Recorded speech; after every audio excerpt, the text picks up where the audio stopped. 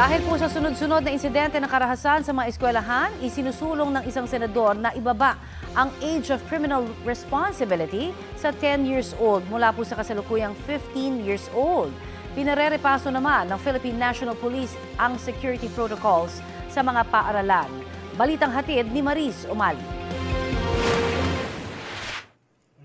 Kasunod ng walang habas na pamamaril ng dalawang menor de edad na estudyante sa loob ng San Jose National High School sa Tacloban City, isa sa mga lumulutang na tanong, paano naipasok ang baril sa loob ng paaralan? Yung pong una, nakapagdala ng kutsilyo, medyo mas mabilis itago yan, di ba? Pero now, firearms na po.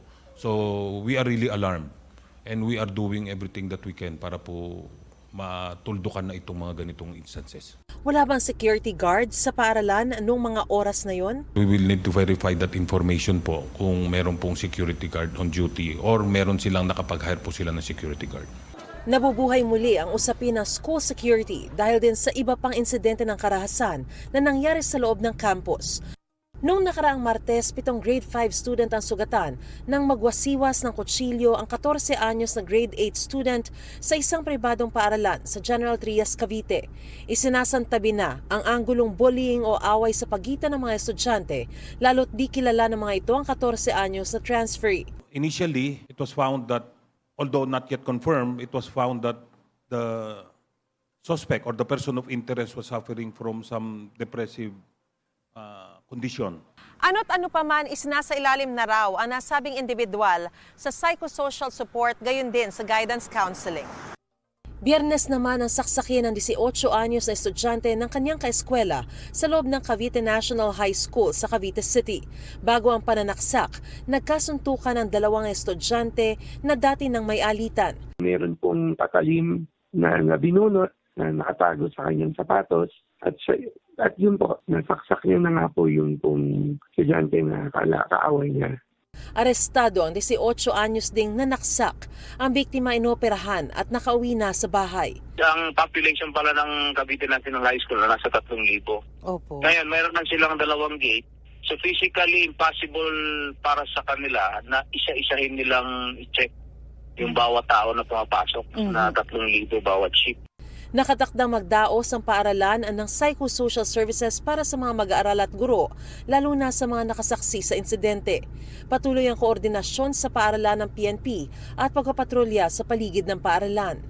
Nag-uusap na rin kami ng principal na sa mga oras na pasukan at labasan ay mag-beat up po tayo ng ating police personnel para makatulong po sa security. Iniutos na ni PNP Chief Police General Jose Melencio Nartates Jr. na makipagtulungan sa mga local DepEd office para pag-aralan ang mga ginagawang security protocol. Kabilang dito ang pagbabantay sa mga pasukan at labasan para matiyak na walang naipapasok na ipinagbabawal na gamit.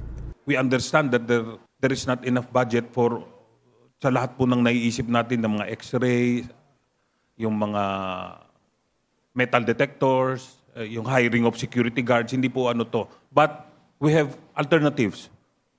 Some of which are yung closer coordination with the barangays. Maybe the barangay tanods can help them in filtering yung mga pumapasok. Isa pang nauungkat na usapin ang minimum age of criminal responsibility lalo't mga menor de edad ang nasangkot sa mga insidente ng karahasan.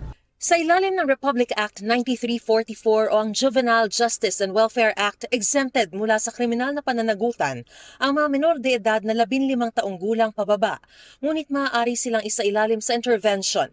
Ang mga lampas 15 pero wala pang 18 taong gulang, exempted din sa criminal liability, maliban kung natukoy na meron siyang discernment. Ibig sabihin, sa panahong ginawa ang pagkakamali, may kapasidad na maintindihan ang pagkakaiba ng tama at mali at ang mga kahihinat na nito. Pero hindi raw porket exempted sa criminal liability ay exempted na rin sila sa civil liability o pagbabayad ng danyo sa biktima. Dati nang may inihaing mga panukala para ibaba ang edad ng criminal responsibility. Isa rito ang inihain ni Senador Robin Padilla na nanawagan ng special session para ibaba ito sa edad na 10. Ayon naman sa isa sa mga may akda ng RA 10630 na si Senador Kiko Pangilinan, kailangan ng agaran at tamang pagpapatupad ng juvenile justice law. Sa ilalim din aniya ng batas, may pananagutan ang mga magulang kung naging pabaya. Mariz Umali nagbabalita para sa GMA News.